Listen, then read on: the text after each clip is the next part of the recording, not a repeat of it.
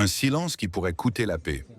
À Washington, le 25 avril 2025, un accord historique est signé pour mettre fin aux tensions sanglantes entre la RDC et le Rwanda.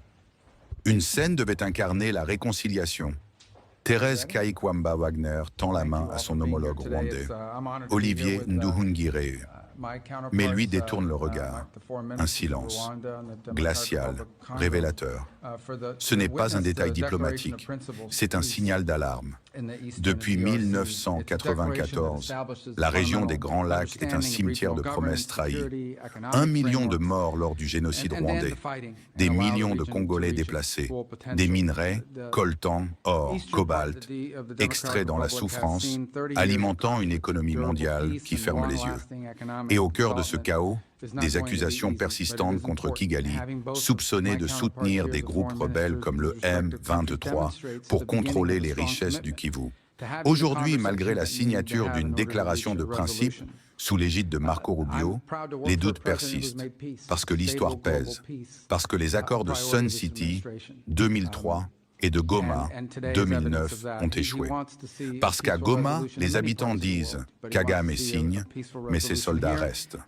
Le geste de Wagner, digne et tourné vers l'avenir, n'a pas trouvé d'écho. Le mépris affiché par Nduhungirehe questionne. Comment construire la paix avec un partenaire qui refuse de reconnaître l'autre? Cet accord est un test pour Paul Kagame, pour la région, pour ceux qui croient encore que la diplomatie peut triompher des intérêts bruts. Mais la méfiance est tenace. À Goma, à Bukavu, dans les camps de déplacés, on espère, sans vraiment y croire. La paix se construit dans les mots, mais elle meurt dans les silences.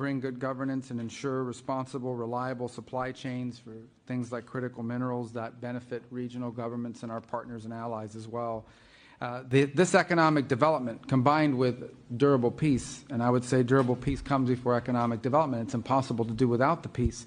It will also allow millions of displaced people to return to their homes, to safer communities, with new economic opportunities that have escaped generations. The African Union and regional economic communities in Africa have done incredible work, and we need to recognize that in bringing parties together and laying the foundation for these talks. Our government here is focused on energizing these efforts. So we're going to be in close contact with our African Union partners to make sure we can bring this to fruition and to see that this better future reaches everyone. I do want to especially thank our senior advisor, Mr. Boulos, and his counterparts in the Democratic Republic of Congo and Rwanda for their vision and for their hard work. Today is a step to building a peaceful, prosperous Great Lakes region, and we look forward to working with everyone involved to achieve. Suivez-vous sur l'info Flex News, là où chaque silence révèle la vérité. Continuez à nous suivre pour décrypter ce que d'autres préfèrent taire.